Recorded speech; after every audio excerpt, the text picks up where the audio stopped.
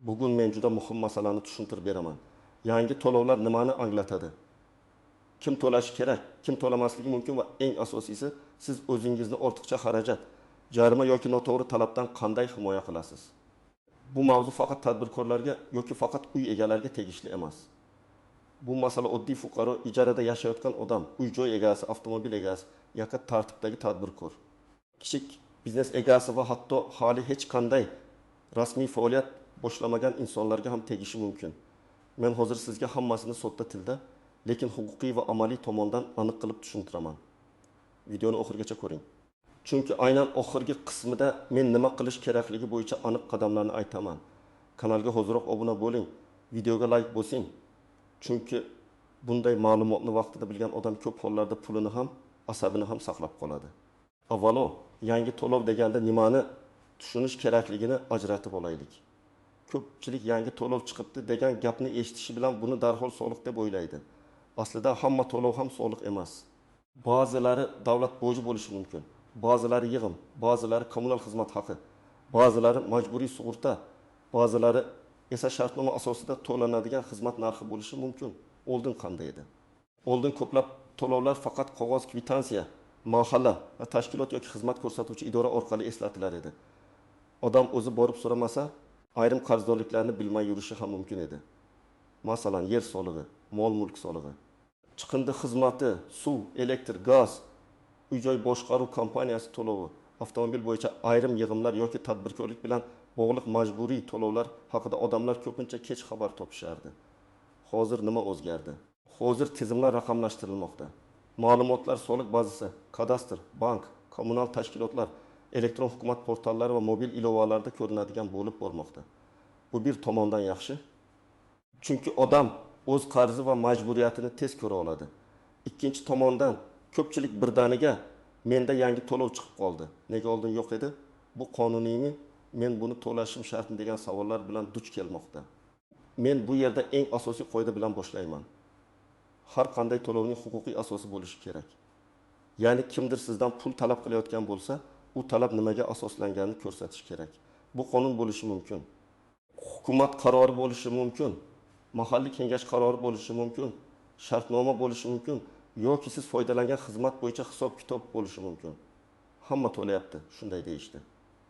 Ro'yxatda chiqibdi degan gapning o'zi yetarli asos emas. Endi kimlar haqiqatan ham xavotir olishi kerak? Kimlar esa vaziyatni tekshirib, shoshilmasdan qaror qilishi mumkin? Men buni bir nechta oddiy misollar orqali tushuntiraman. Birinchi misol, sizning nomingizda uy bor. Uy kadastrida sizning nomingizda turibdi. Demak, mol-mulk solig'i va yer solig'i bo'yicha majburiy odatda egaga bog'lanadi. Agar siz uyni ijaraga bergan bo'lsangiz ham, mulk egasi sifatida asosiy soliq majburiyati sizda qoladi. Masalan, bir xonadon uchun yiliga 302 ming so'm mol-mulk solig'i va 120 ming so'm yer solig'i hisoblangan bo'lsa, jami 407 ming so'm to'lov chiqishi mumkin. Siz bu uyda yashamayotgan bo'lsangiz ham, kadastr egasi siz bo'lsangiz, tizim sizni ko'rsatadi. Bu yerda men u yerda turmayman degan sabab avtomatik ravishda majburiyatni bekor qilmaydi. Ikkinchi misol, siz uy sotib oldingiz, lekin rasmiylashtirish kechikdi. Amalda uyda siz yashayapsiz, lekin hujjatda eski egasi turibdi. Bunday holatda to'lovlar eski egaga chiqishi mumkin. Keyin eski ega sizga qarzni to'la deb murojaat qiladi. Shu sababli men doim aytaman. Uy-joy oldi-sottisida faqat pul berib kalit olish yetarli emas. Kadastr, notarial shartnoma, kommunal hisob raqamlari, qarzdorlik ma'lumotlari ham tekshirilishi kerak. Aks holda keyin 2 million so'mlik eski qarz, 800 ming so'mlik chiqindi yoki boshqaruv kompaniyasi to'lovi, 1 million so'mlik kommunal qarz ustingizga tushib qolishi mumkin. Uchinchi misol, ijarachi masalasi. Ko'p odamlar ijarada yashaydi va bu to'lov mengami yoki uy egasigami deb so'raydi. Bu yerda ajratish kerak. Mulk bilan bog'liq soliqlar, ya'ni yer solig'i va mol-mulk solig'i odatda uy egasining majburiyati.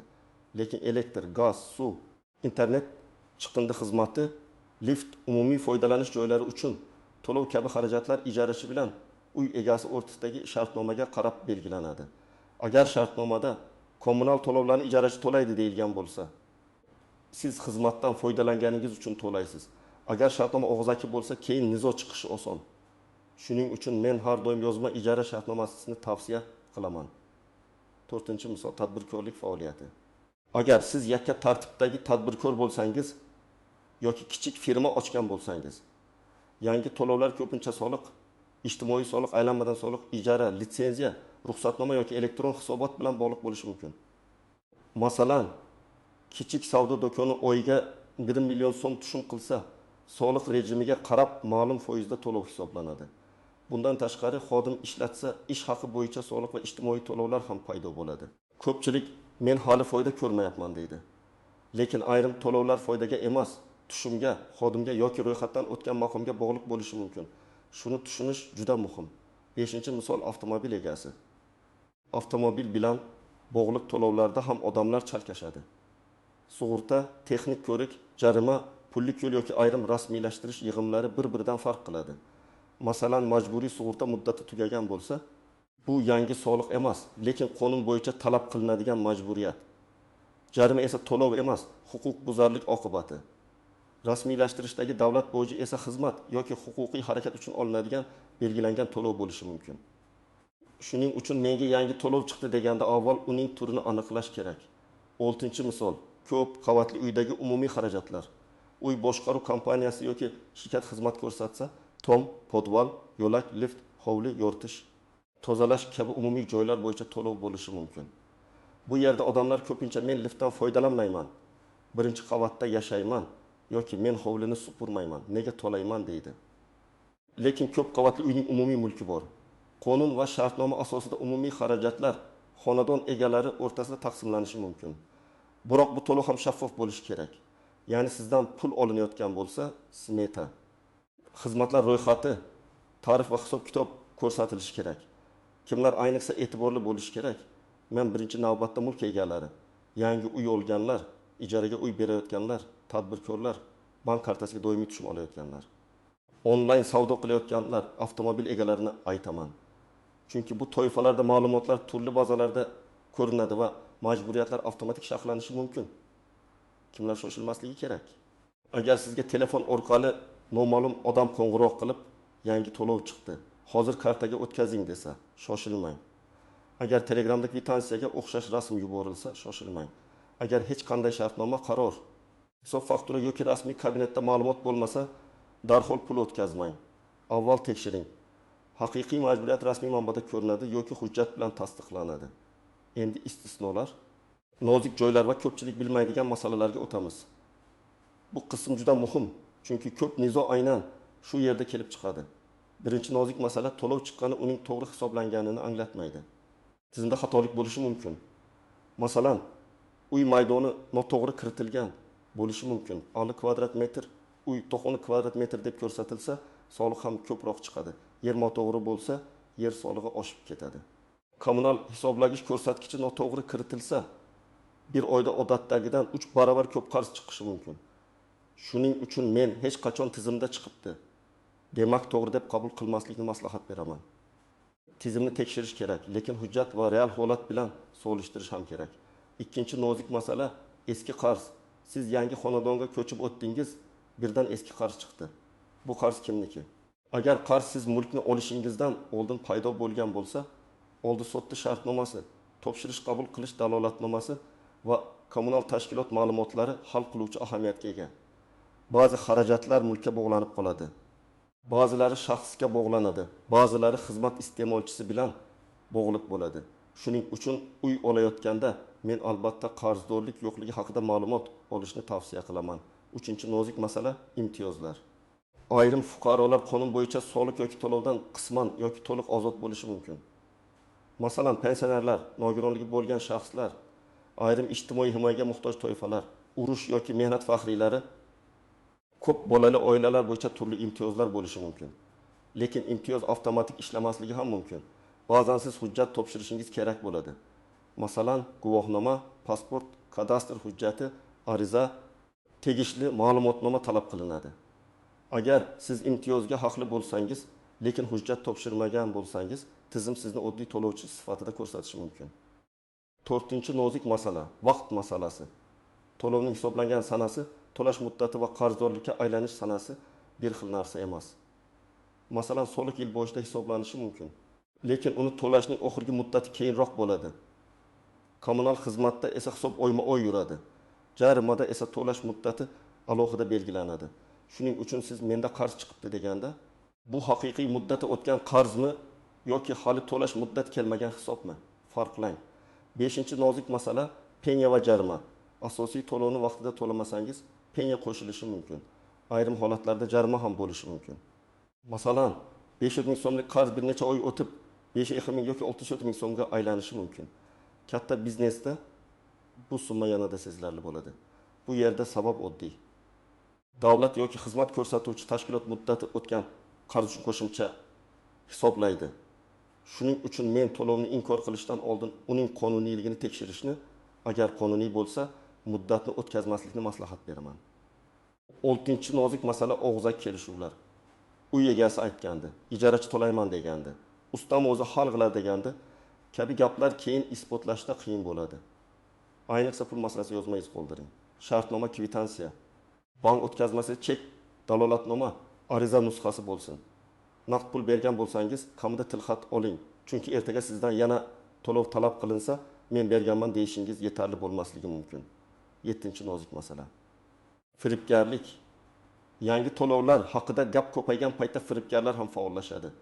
Ular qarzingiz bor, bugun to'lamasangiz karta bloklanadi, jarima oshadi, aksiya bor, hozir to'lang deb bosim qiladi. Rasmiy idoralar odatda sizdan begona karta raqamiga pul tashlashni so'ramaydi. To'lov rasmiy ilova, bank, davlat xizmatlari portali, soliq kabineti yoki tashkilot kassasi orqali amalga oshiriladi. Agar sizga shubhali havola yuborilsa, karta ma'lumotlaringizni kiritmang.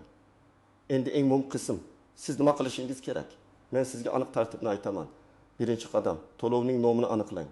Bu soliqmi, kommunal xizmatmi, davlat bojimi, jarimami, shartnoma to'lovmi yoki boshqa yig'immi? Nomini bilmasangiz, siz kimga va nima uchun pul berayotganingizni tushunmaysiz. Masalan, yangi to'lov degan umumiy gap o'rniga mol-mulk solig'i, yer solig'i, chiqindi xizmati, boshqaruv kompaniyasi badali, davlat boji, sug'urta to'lovi deb aniq aytish kerak. Ikkinchi qadam, rasmiy manbadan tekshiring. Agar soliq bo'lsa, soliq organining shaxsiy kabineti, mobil ilovasi yoki hududiy soliq inspeksiyasi orqali tekshiring. Agar kommunal xizmat bo'lsa, xizmat ko'rsatuvchi tashkilotning rasmiy hisob tizimi, abonent bo'limi yoki bank ilovasidagi hisob raqam orqali tekshiring. Agar jarima bo'lsa, rasmiy jarimalar bazasi orqali tekshiring. Agar uy boshqaruvi bo'yicha to'lov bo'lsa, boshqaruv kompaniyasidan tarif, smeta va hisob kitobni so'rang. Uchinchi qadam, hujjatlarni yig'ing. Pasport yoki ID karta, kadastr hujjati, oldi-sotdi shartnomasi, ijara shartnomasi, kommunal hisob raqamlari, oxirgi to'lov kvitansiyalari, hisoblagich ko'rsatkichlari rasmi, imtiyoz hujjatlari, ariza nusxasi kerak bo'lishi mumkin. Men ayniqsa hisoblagich ko'rsatkichlarini oyma-oy suratga olib qo'yishni tavsiya qilaman. Sana ko'rinadigan qilib saqlasangiz, keyin noto'g'ri hisoblash bo'lsa, isbot qilish osonroq bo'ladi. 4-qadam, hisob kitobni so'rang. Faqat to'lashingiz kerak degan javob bilan cheklanib qolmang. Qaysi davr uchun, qaysi tarif bo'yicha qanday formula bilan, qaysi hujjat asosida oldingi to'lovlarim hisobga olinganmi deb so'rang. Masalan, sizga 1.200 ming so'm qarz chiqsa, uning 400 mingi asosiy to'lov, 100 mingi penya, 700 mingi eski davr bo'lishi mumkin. Buni ajratmasangiz, nima uchun to'layotganingizni bilmaysiz. 5-qadam, xato bo'lsa, yozma murojaat qiling. Og'zaki gaplash yaxshi, lekin yozma murojaat kuchliroq. Arizada shunday mazmun bo'lishi mumkin. Menga hisoblangan to'lov bo'yicha asoslantirilgan hisob kitob berishingizni, qarzdorlik davrini, tarifni va huquqiy asosni ko'rsatishingizni so'rayman. Agar hisoblashda xatolik bo'lsa, qayta hisob kitob qilishni so'rayman. Arizaga hujjat nusxalarini ilova qiling. Arizani topshirganingizni tasdiqlovchi belgi yoki elektron raqamni saqlang. 6-qadam. Imtiyozingiz bo'lsa, alohida murojaat qiling. Ko'pchilik men pensionerman, demak o'zi avtomatik bo'ladi deb o'ylaydi. Har doim ham bunday emas. Siz imtiyoz qo'llanayotganini tekshiring. Agar qo'llanmagan bo'lsa, tegishli hujjatlar bilan ariza bering. Imtiyoz qaysi kundan qo'llanishi, qaysi mulkka qo'llanishi va qaysi to'lov turiga tegishli ekanini aniqlang. Chunki bitta imtiyoz hamma to'lovlarga birdek tatbiq etilmasligi mumkin. 7-qadam. To'lovni rasmiy kanal orqali qiling. Bank ilovasi, davlat portali, tashkilot kassasi yoki rasmiy to'lov tizimi orqali to'lang. Kvitansiyani saqlang. elektron chekni telefoningizda ham, alohida papkada ham saqlab qo'ying. Agar kimdir menga tashlab bering, men yopib beraman desa, ehtiyot bo'ling. Pul sizdan ketadi, lekin qarz yopilmasligi mumkin. 8-qadam nizo hal bo'lmasa, yuqori tashkilotga murojaat qiling. Masalan, kommunal tashkilot javob bermasa, hududiy boshqarma yoki iste'molchilar huquqlarini himoya qilish organlariga murojaat qilish mumkin. Soliq masalasida yuqori soliq organiga yoki elektron murojaat tizimi orqali murojaat qilinadi. Uy boshqaruvi masalasida mulkdorlar yig'ilishi bayonnomalari, shartnoma va smeta talab qilinadi. Zarur bo'lsa, sudga murojaat qilish ham huquqingiz. Men yana bir amaliy maslahat beraman. Oilada bitta odam barcha to'lovlarni nazorat qiladigan tizim yaratsin. Masalan, har oyning 25 sanasida elektr, gaz, suv, chiqindi, internet, ijara, soliq kabineti tekshiriladi. Har chorakda kadastr va soliq ma'lumotlari ko'riladi. Yiliga bir marta mulk, avtomobil va biznes bo'yicha majburiyatlar qayta ko'rib chiqiladi. Bu juda oddiy odat, lekin katta muammolarning oldini oladi. Agar siz tadbirkor bo'lsangiz, bu masalaga yanada jiddiy qarang. Hisobchini faqat deklaratsiya topshiradigan odam deb ko'rmang. Hisobchi sizga qaysi to'lov nimadan kelib chiqayotganini, qaysi xarajat hujjat bilan tasdiqlanishini, qaysi to'lov muddati yaqinligini aytib turishi kerak. Agar biznesingiz kichik bo'lsa ham, kamida oyiga bir marta soliq kabinetini tekshiring.